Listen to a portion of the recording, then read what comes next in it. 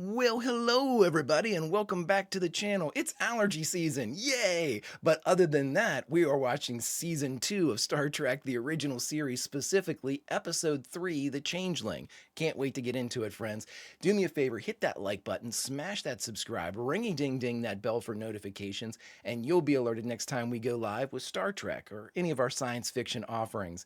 And of course, if you'd like any of those early or in their full-length format, the link to the Patreon is in the description. But all that is then, and this is now, and now it is time for us to watch the original series of Star Trek, Season 2, Episode 3, The Changeling.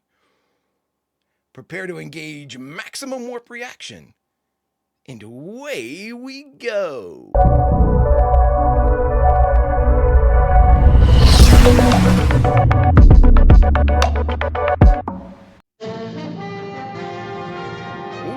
Commanding music.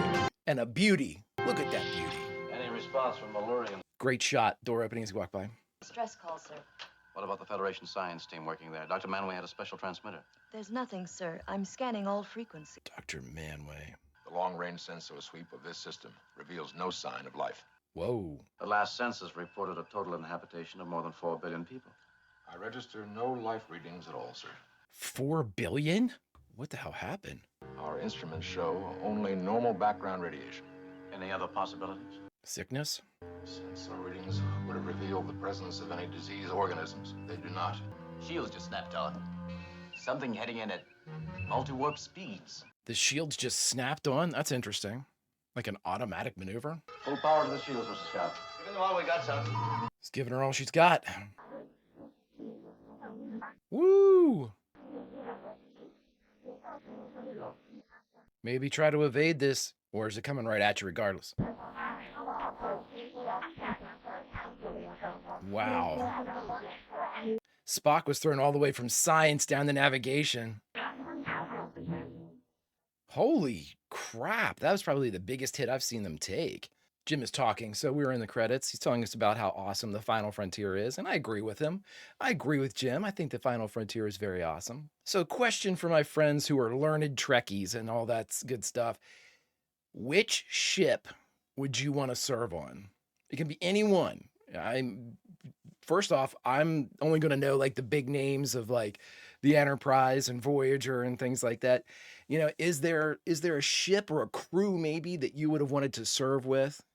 You know, obviously I can't make a distinction yet because I really only know the Cerritos crew and the Enterprise crew and things like that. So I can't do an informed answer, but I'm just curious what everybody thought.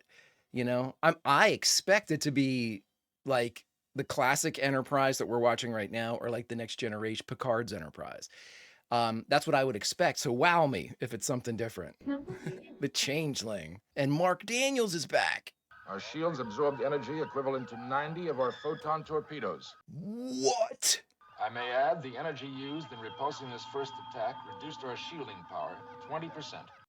First off, there ain't no way that 100% shields has taken 90 photons. Lieutenant, contact Starfleet Command. Patch in my log, tell them what has happened. Tell them that the entire Malurian race seems to have been destroyed. Malurian. That we are under attack by an unidentified force. Here it comes again. Spock, speed of those boats. Approximately warp 15, Captain. Oh, there's no outrunning them. Boom. Unknown, Captain. Nothing within sensor range. How can this just be materializing then from no... Oh, and they are firing them rapid fire. That's our target, Mr. Sulu. Prepare photon torpedoes. Jeez, oh Pete's. Photon torpedoes arc, sir. Has the target changed location, Mr. Spock? Man, we could use Chekhov there. Ready, photon torpedo number 2, Mr. Sulu. Ready, sir? Chekhov's already a vital part of the bridge to me. No effect. Target absorbed full energy of our torpedo. I mean, to be fair, you absorbed 90 of theirs. Can we take it, Mr. Scott? That's problematical, sir. That's what you want to hear right before you get hit. Anything, Lieutenant? Trying, sir. Translator computer. All hailing frequencies open. Aye, sir. Surrender. I mean, whatever you got. Buy time. This is Captain James Kirk of the USS Enterprise. We are on a peaceful mission. We mean no harm to you or any life form. If you see another blast come out, you're going to have to go parallel or something. Captain, we're getting a signal from the spacecraft. on screen. It's impossible to get it any clearer, sir. Analysis sector. Slow it down. Captain, this message is a sort of binary. Really? Can you decode it? No clue as yet, Captain. Give me 5 minutes, Jim. Transmission speed has stepped down. Much slower. They're slowing it down for you. Sir, that isn't in the Starfleet code. It's an old style interplanetary code. Fascinating. Look at Uhura go. They're sending us a mathematical message and requesting language equivalence. Nice, nice, nice. That's a good thing. Let them take it at their own speed. Aye, Captain. Cut power, Lieutenant. Whoa. Overloaded and burned out. So science is down on the bridge. USS Enterprise, this is Nomad. My mission is non-hostile. Nomad. Do you require any special conditions, any particular atmosphere or environment? Good question. Captain, you're not really going to bring that thing in here. Do we have any choice, Scotty? Besides, once it's aboard, it won't be taking any more shots at us. That's a good point. Computer, get Dr. McCoy down to the transporter room. Spock, you come with me. Scotty, you too. Dr. McCoy to the transporter room. Oh, I love that you can hear her give the orders. Look at that. Look at that. Oh, it's just so good.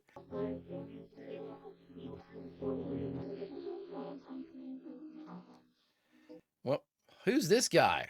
Is that the entire ship? I love it. So far, I'm into it, friends. We are from the United Federation of Planets. Insufficient response. Earth. All things have a point of origin. I will scan your star charts. No, I mean, we can't stop you. If you care to leave your ship, we'll provide the necessary life support systems. Non sequitur. Your facts are uncoordinated. What's that mean? I contain no parasitical beings. Parasitical. In my opinion, that's a machine. Thanks, Scott. It is reacting much like a highly sophisticated computer. We all know that computers are always nice in the original series. Insufficient response. You will die. I am Nomad. Isn't there a probe called Nomad launched in the early 2000s? Yes. It was reported destroyed. There were no more in the series. Nice. Point of origin is Earth. Probe. I will scan your star charts. Nomad, you're home, buddy. I have the capability of movement within your ship. Well, you sure do. Who is the other that juiced him up? Spock, Bones. Come with us.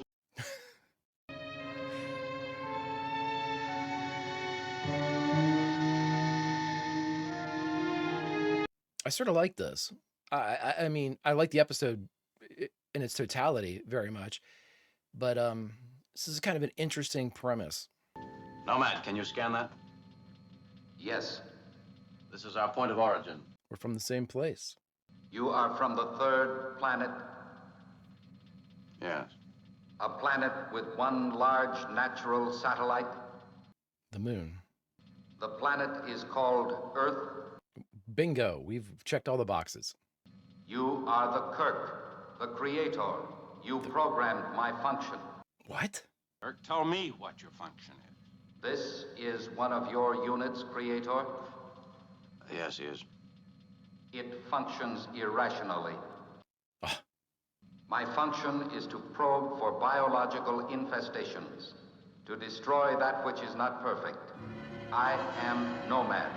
Oh my God, he killed the 4 billion. Did you destroy the Malurian system? Not the system, Creator Kirk. Only the unstable biological infestation. It is my function. Dear God. Mr. Singh, Mr. Singh. this unit will see to your needs. Sir? I'll be back in a moment, gentlemen. Sir? Mr. Singh. Sir? I've correlated all the available information on the Nomad probe, and I'm convinced that this object is indeed that probe. Thanks, Spock. Nomad was destroyed. Presumed destroyed by a meteor collision. It's taken and repurposed. I heard some lectures at the Academy on the Nomad probe. Its mission was essentially peaceful. Essentially? Mr. Singh, don't do anything to get yourself killed. With that one little sir, I come to like you. Did I disturb you? Guy's a good actor. Auxiliary control room. Check in, please. Auxiliary control room. One moment, Lieutenant. Holding. I love ship-to-ship, shipboard communication. It's so good. Where my heart is. Where my heart is. I tell you what, if Uhura sings into the comm, I would leave my channel open all the time. His dream was to build a perfect thinking machine, capable of independent logic. You recall his name? Of course, Jackson Roykirk. Roy Kirk. Captain, I believe that Nomad thinks you are Roykirk. That may well be why the attack was broken off. To the name. Oh, that's cool. Okay, okay. What do we have on Nomad itself? So it's a learning computer. I believe that more happened to it than just damage in the meteor collision. It mentioned the other. Yeah. Somehow that programming has been changed. It would seem that Nomad is now seeking out perfect life forms There's no such thing. by its own relentless logic. Then there's no such life form. And we've taken aboard our vessel a device which sooner or later must destroy us. Yeah. You're certainly not perfect. Not by even biological standards. We all die and get sick and things like that. Implement a full search for the mechanism. All decks, report to me here. Well, good news. He's on the bridge. Responding to Uhura's song. That mechanical beastie is up here. On my way, Scotty. Assuming it has human hearing. Singing. I was singing. For what purpose is singing? I mean, there's a mathematical base to singing too, so I've been told. I'm terribly tone deaf. What is music? Well, that's an interesting. Lieutenant, keep away from that, Scotty! Boy, Scotty is too brave for his own good. That was a hell of a good stunt. Bones! I know it was a stunt man, but very good stunt. No way. He's dead, Jim. Holy shit. The unit touched my screens. That unit was my chief engineer. Can you bring him back? Lieutenant, are you all right? She's in the middle of a mind scan when... Its thinking is chaotic. Absorbing it unsettled me. That unit is a woman. A mass of conflicting impulses. Oh, for God's sakes. Biological functions have ceased. Does the Creator wish me to repair the unit? Mm-hmm. Yes, And we'd better give it all the neurological studies we have, as well as tracings of Scotty's hyperencephalogram. dear God. Like, so, are we getting Scott back here, or? Please do not draw the information faster than the machine's capacity. See, now the thing is, if Nomad skins Spock, he should be impressed because of Spock's logical, ordered mind, I would guess. The unit Scott is a primitive structure. Insufficient safeguards built in. Not a perfect organism. Show me sick bay. Dr. McCoy will show you. Interesting shot, Mr. Daniels. Oh, Christine. We got everybody in this one except Chekhov. No Chekhov, that's right. No reaction, Doctor. I could have told you that without looking. All right, Bones. Well, I mean, What is the lot are you staring at me for? It's unbelievable. well, you've been dead, Montgomery. A man is not just a biological unit that you can patch together. What did it do to me? Dr. McCoy will explain it to you. Well, Montgomery, it killed you. Nurse, I want him prepared for a full physical examination. I want urine, blood, fecal matter, and I want it now. Prepare that unit. Not possible. What do you mean not possible? If that is correct, if there has been no brain damage, but only knowledge erased, she could be re-educated.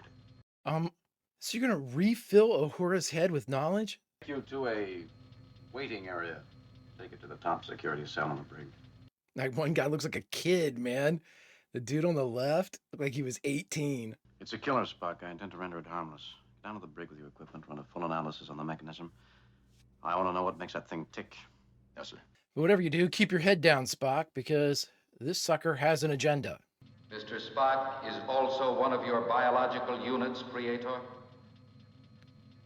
Yes. This unit is different. Ha! I knew he'd like Spock. Run. That's it, Uhura. That's very good. So is it all coming back? Like she just has to kind of get a kickstart? Here, you try another one. I'll be right back. All right, Christine. I'm assuming that it just takes a little priming to get back what she needs. Do you think we can re-educate her, Doctor? Well, she checks out with no brain damage. We've got all the educational tapes in our library. Now it's up to us. Let's be super duper fair here, Bones. It's all up to Uhura. She's got to pull herself out of this shit. Thanks a lot for all your help, but... Louis? Yes, it is, because English is an incredibly effed up language. I get certain references to the accident, the other, but nothing clear. There are areas I simply cannot scan. Biological infestations almost seems like it was picked up by another, like, non-biological entity. You saw what it did to Uhura. There is a risk, but I have formed a partial hypothesis. I must check it out. What is it? What's your partial hypothesis?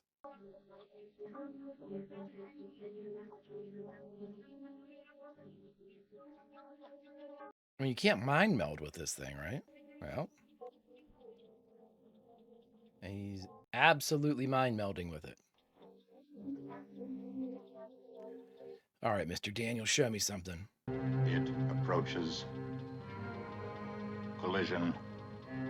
Damage. Blackness. Everybody, Spock. Am the other. I am Tan-Ru. Tan-Ru.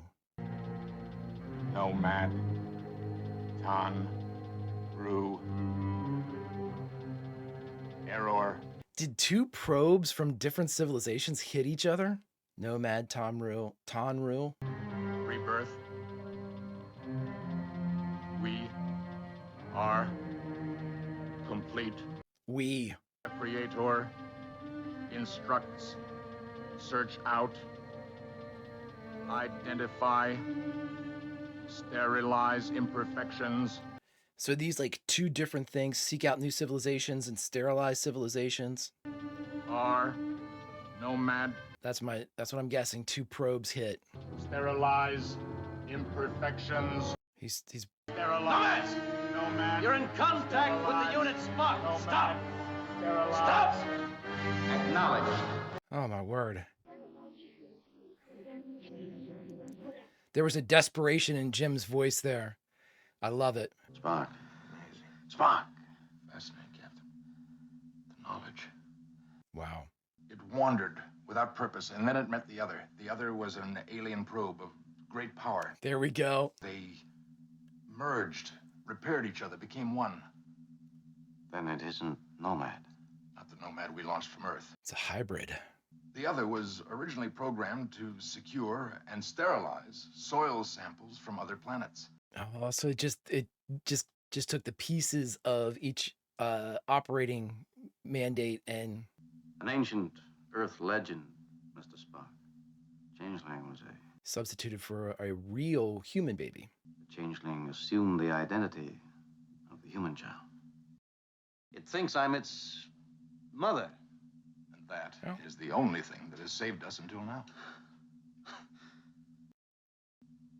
Yes. Oh, I like that exchange a lot. Yeah, the changeling there, William Butler Yeats wrote a lot about it in his earlier works. What was the one? Stolen child, come away human child to the woodlands and the wild with a fairy hand in hand. The world's more full of weeping than you can understand.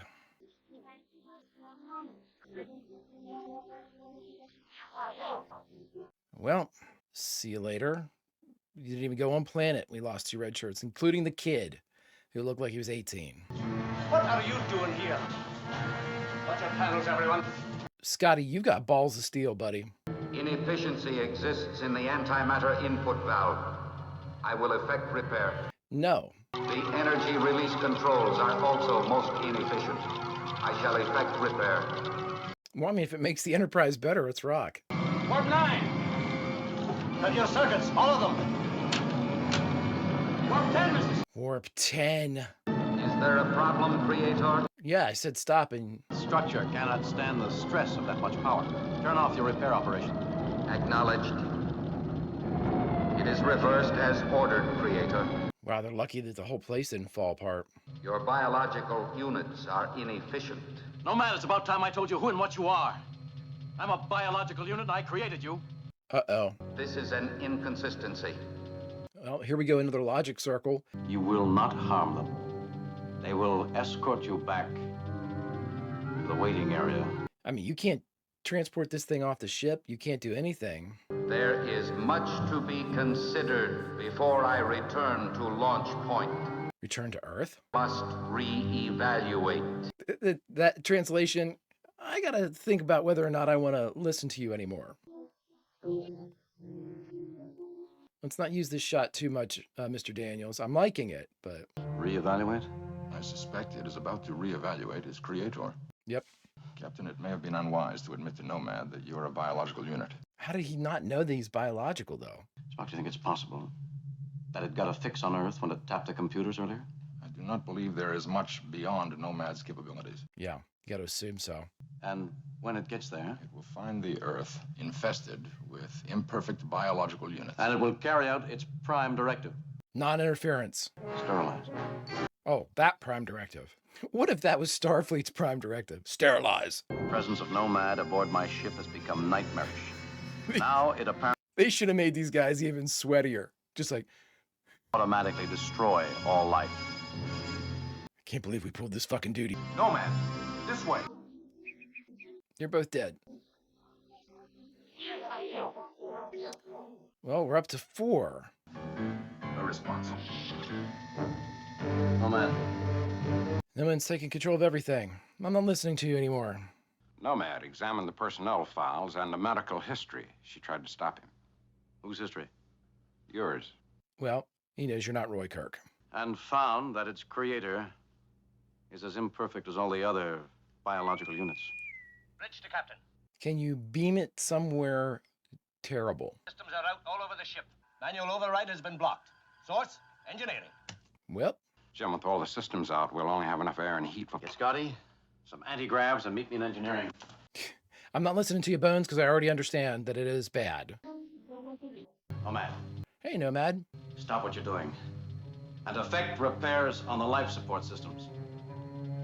Nomad's not listening anymore, Jim. Nomad's not home. Stop. Not creator. Stop. I am programmed to destroy those life forms which are imperfect. These alterations will do so without destroying the vessel which surrounds them. Well, how are we going to talk your way out of this one? Cool, checking for life. Like it. Programming tapes have been altered. You are in error. You are a biological unit. You are imperfect. Yes, yes, and yes, but also yes with the shit I said about you. But I admit I'm imperfect. How could I have created such a perfect thing as you? Answer unknown. I shall analyze. These logic circles, this is like the only way to beat a computer. I shall continue. I shall return to launch point Earth. Whew. Error is inconsistent with my prime function. Sterilization is correction. Everything that is in error must be sterilized. There are no exceptions. You're in error, because that's how we got, what's his name? Landrew, right? Didn't they fuck up Landrew that way? Jackson Roy Kirk, your creator, is dead. You have mistaken me for him. You are in error. You did not discover your mistake. You have made 2 errors.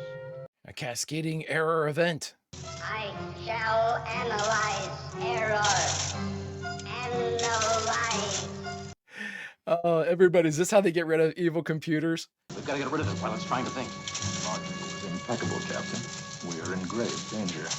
Got it. Analyze. It's gonna blow itself up. Transport this sucker as far away as possible. 210 Mark 1. Aye. I like those hooks they put on the side of it.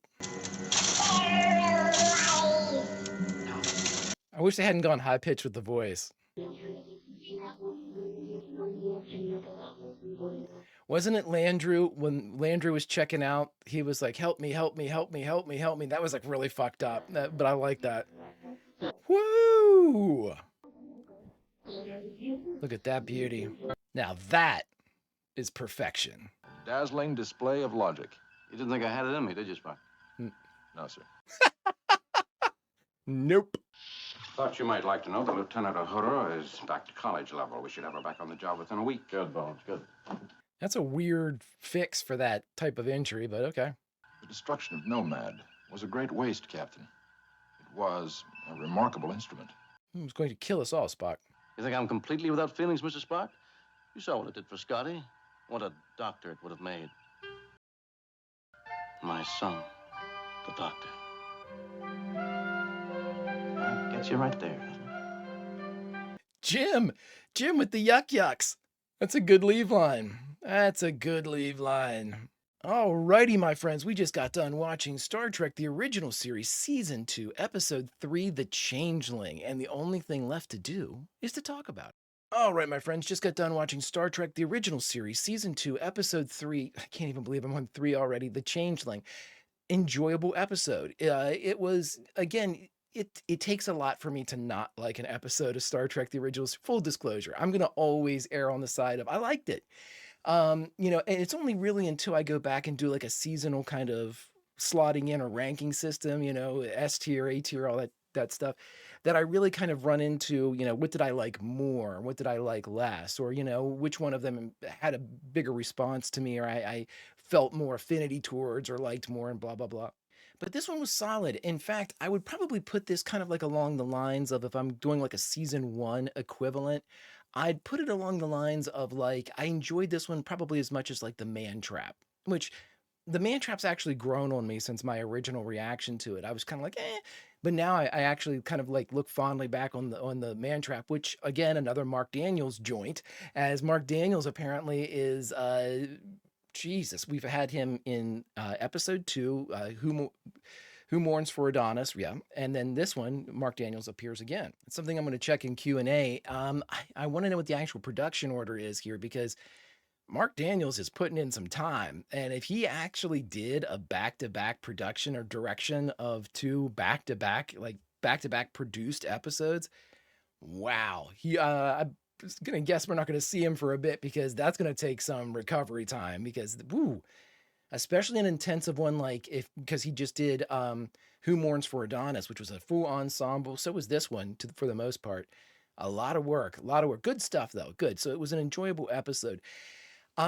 Honestly, the problem that I'm going to run into, and I think a lot of you have kind of hinted at this before whenever we had Landru, and it was that, I believe it was Landru, because we had Landru, and then we also had the because Landru was Return of the Archons, right? But Return of the Archons, that was Landru and the Red Hour and all that shit, right? And that was the logic circle that they put in for Landru. Landru is this, you guys eliminate all, things. Well, Landru's faulty. Landru must be eliminated. I actually like the demise of Landru much better, because there was that moment, when I mentioned it in the reaction, there was that moment of almost humanity where Landru calls out for help.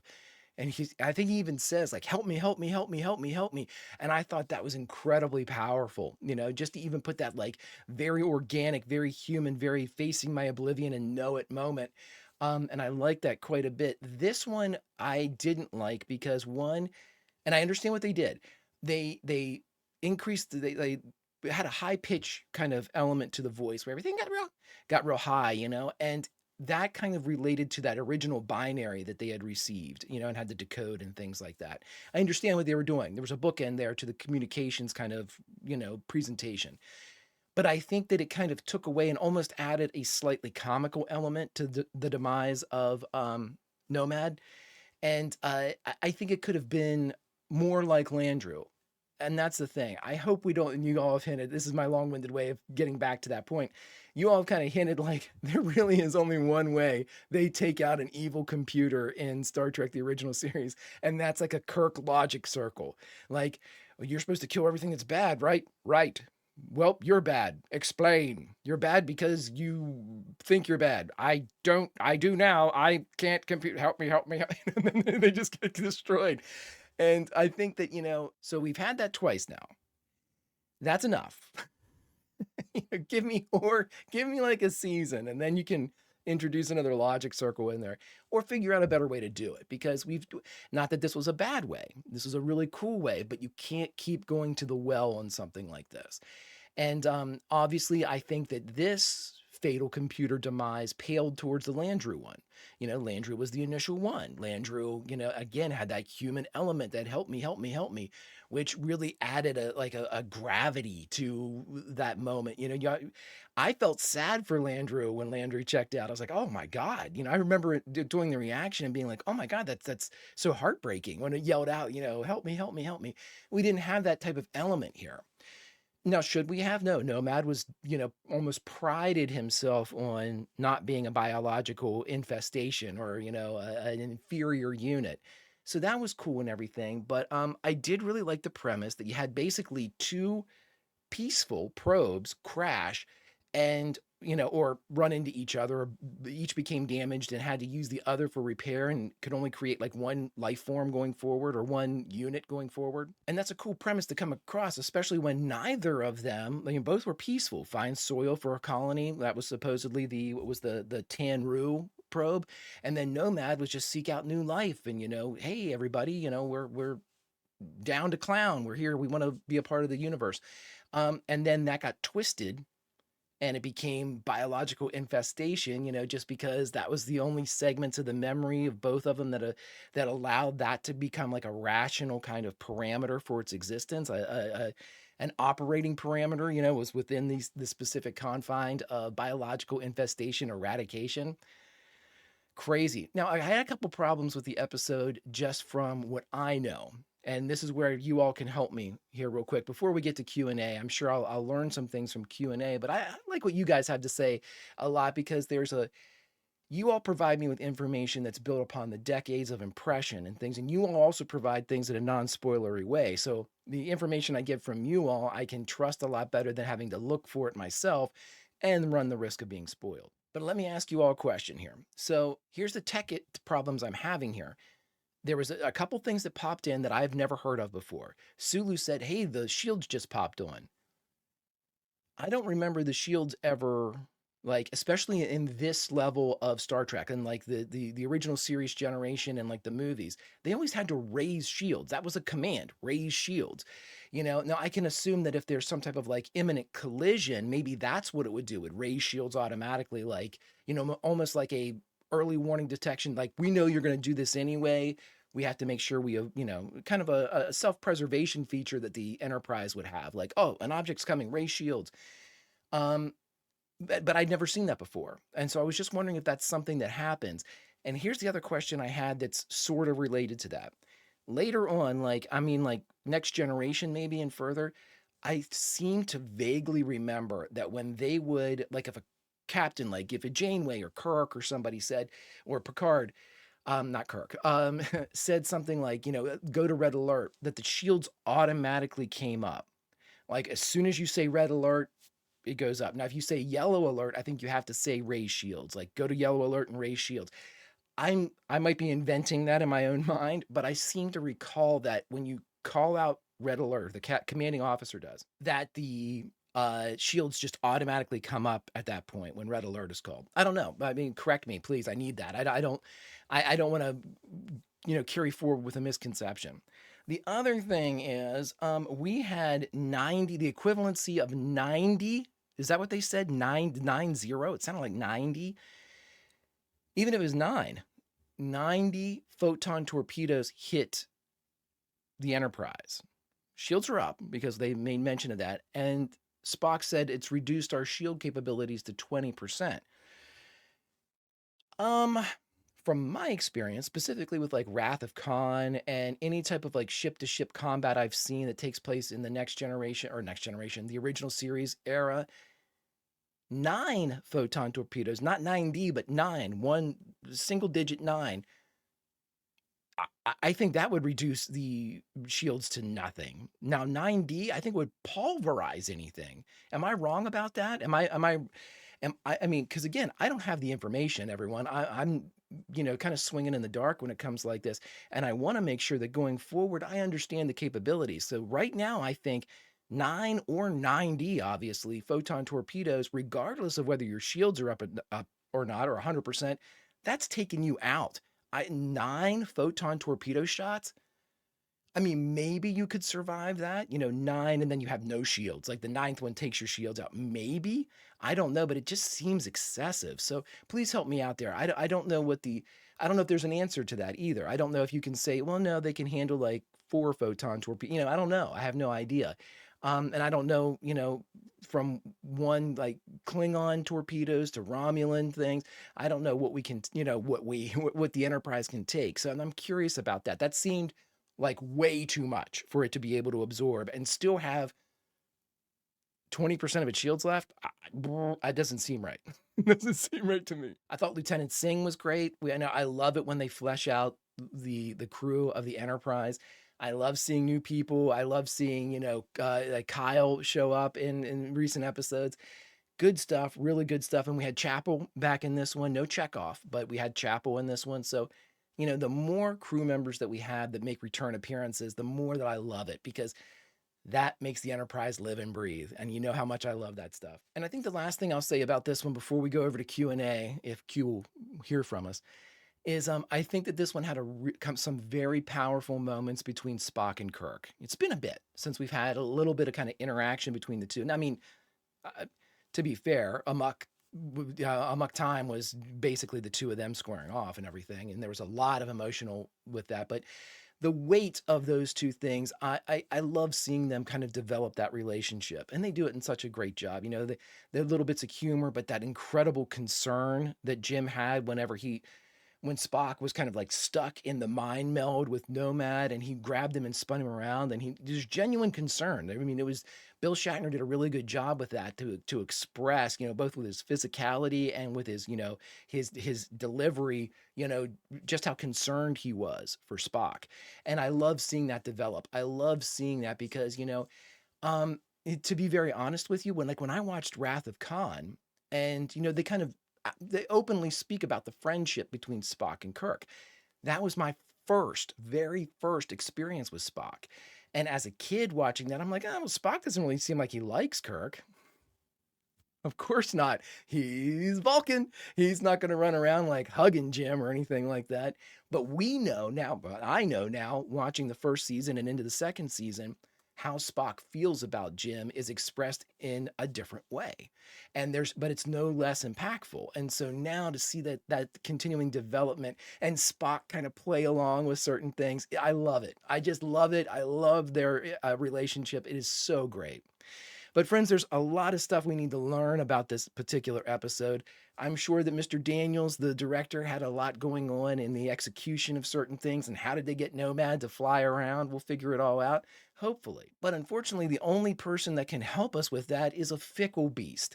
And so when it comes time to actually ask him, we have to make it sound a little bit like we're begging, because we are inferior beings. So if you could join with me when I say the following. Could we get some help? Q? Well, in need of Q again. Who would have thought? Oh, right, I did. Greetings, mon capitans, and welcome to another installment of Q&A. Friends, this is where, after having watched and reacted to an original series episode, I like to dig a little bit deeper and find some trivia and behind-the-scenes info that, if I'd looked it up beforehand, would have ruined it for me. But to keep myself on the straight and narrow and make sure I don't get off into the weeds and talk forever, I've given myself 5 distinct categories in which to explore. The first category, a writer and director. Who were they? Second, guest stars. Did we have any? Third, of our core cast, who was present? And fourth, and the most juicy, was our production notes. What happened behind the scenes of this episode of the original series? Because normally, the story behind the camera is just as spicy as the story in front of it. And last but certainly not least, our 5th category, the memorable quote from this episode. Let's get started. All right, everybody, time for our first category, writer and director. Who was our writer? Well, our writer was a Star Trek The Original Series rookie by the name of John Meredith Lucas. And I think that John did a great job for this reason alone. there were no reported script issues with the Changeling, which is a far cry from most of our installments where there's been rewrite problems and crediting problems. Nope, this one seemed to get in on time and was delivered without any need for the drama associated with a complete rewrite or all of that things we've experienced in the past. So for that reason alone, Mr. Lucas, a tip of the old Q cap. Now, who was our director? None other than Star Trek legend Mark Daniels, who was back yet again to direct for us. Now, I did check with the actual kind of sequence of production, and The Changeling and Who Mourns were two completely separate. They were separated by 6 episodes, so there was a lot of production that went on in between the two of those. So even though it appears as it was brought forward and shown as back-to-back, Mr. Daniels did not have to direct back-to-back episodes. Let's move on. And now for our second category, guest stars. Did we have any? Well, not really. We had one. Vic Perrin played the voice of Nomad. And thus ends our guest stars for The Changeling. And we're moving on. Now for category 3, our core cast, or as we like to call them, the Big 8. And the Big 8 consists of Kirk, Spock, Bones, Uhura, Scotty, Sulu, Christine Chapel, and Chekhov. Did we have the Big 8 present? Well, we had 7 of the Big 8, as Chekhov does not appear in this episode, but 7's pretty good, and I'm really kind of curious to see if we're going to get all 8 again. I think we're going to get right around 6 to 7 each time, but we'll see. That's going to be the unicorn. Let's see if we can get all hands on deck again for this season of Star Trek, the original series. Let's move on. And now, my friends, time for the juicy, or normally juicy. This one's a little tame. This one must have actually gone off without too many hitches. But let's get into it. This is the category 4 is our production notes. What went on behind the scenes? What were some juicy trivia tidbits that appeared behind the camera that made the Changeling what it was in front of the camera? So let's get into it. Our first one was, although never credited, this episode was the apparent inspiration, and I've never seen this, Star Trek the Motion Picture drew heavily from the Changeling, a probe that was searching for its creator, sent away and came back. I'm assuming that is basically the plot of Star Trek the Motion Picture, which I will be watching whenever I get through all of the original series, but I think that's very interesting. And the thing that I think was the most interesting about it was, even though everybody on the creative team knew that Star Trek the Motion Picture was drawing heavily from the Changeling, it was uncredited in the actual, production of the motion picture, which I thought was interesting and kind of harkens back to some of those earlier script issues we had. But let's move on to the next one. Now, for our first time, and I think a couple of you actually mentioned this in the comments section of some of our earlier stuff that featured Mark Daniels as a director, you all told me, hey, Mark Daniels makes a cameo coming up soon. If you blink, though, you'll miss it. And guess what? I did. Mark Daniels actually plays the picture or the photograph of Jackson Roykirk that was observed as the creator of Nomad. That is actually director Mark Daniels making his appearance sort of inside the Star Trek universe and switching positions from behind the camera to the front of the camera, which he's good to see, but I would really like to see him be like an admiral or something. I think he's earned it. All right, everybody, I told you there wasn't any drama in this episode of Star Trek, the original series, and there wasn't really, except for this one issue. I'm going to tell you this. It was an argument between one of the cast and the director, Mark Daniels. And the person in the cast that brought up the argument was none other than Uhura, Nichelle Nichols. The greatest thing about this is apparently Nichelle Nichols, maybe some of you have actually heard this, Nichelle Nichols tells this story or told this story numerous times during her convention circuit, whenever she was going around to the conventions. And I love this. So let's listen to this one. Nichelle Nichols came to Mark Daniels and said that she felt that there was something wrong with the situation that Uhura found herself in. Mark Daniels asked her to explain, and she said, well, Uhura is having her mind wiped or her knowledge wiped from her mind, and sending her basically into kind of like a reboot or a reset or a kind of default state type of thing. Mark Daniels agreed, and Nichelle Nichols said, well, if that's the case, Uhura's native language is Swahili. If she is kind of reduced and her knowledge drained, she should be speaking Swahili before she relearns English. Mark Daniels said, well, do you know how to speak Swahili? Knowing full well that Nichelle Nichols did not. And Nichelle Nichols responded, knowing full well that that would be his response to what she said. She said, well, Nichelle Nichols, speaking of herself in the third person, Nichelle Nichols doesn't know Swahili, but Uhura does. And so with that argument in play, they went to the judge, Gene Roddenberry, and Mark Daniels presented his case, and Nichelle Nichols presented her case, and Gene Roddenberry sided with Nichelle Nichols. Thus, Uhura speaks Swahili. Let's move on. And now for our last bit of knowledge for the production side of everything, my friends. We had this question during the reaction about what exactly did happen to Uhura. Did she, they said that she had lost all of her knowledge. Well, later it's explained by the creatives, again, on like the convention circuit and books and magazines, whenever asked the question about Uhura's kind of a predicament or her malady that had infected her. It wasn't necessarily a knowledge drain, they explained later. It was a block. So basically, as she relearned the knowledge, the kind of equivalency was the grade level type of stuff. Whenever they're like, oh, she's at college level now. The explanation was as soon as she kind of understood the base concepts of that level, the rest of her knowledge, memories, things like that would unlock. And that's why she was able to return to service. And it wasn't something where she was, essentially like an amnesiac or, something, she had absolutely no memories or no ability to regain her memories or her knowledge or anything like that. So I thought that that was very interesting that they went the extra mile to explain that later. Because, I guess they received plenty of questions about it. The number one being is in our next episode, Mirror Mirror, which I've already watched and reacted to, Uhura seems perfectly fine. Again, this is not a serialized, it's episodic television, but they felt the need to kind of bring that forward and say this is why Uhura was back to duty as quickly as she was. It was a block, not a complete memory wipe. Friends, that ends our production notes. Let's move on. And last but certainly not least, my friends, our memorable quote from this episode, and I had to go with the ha-has and the hee-hees on this one because I thought it was just too great. The quote is at the end of the episode when Spock approaches Kirk and says, "My congratulations, Captain, a dazzling display of logic."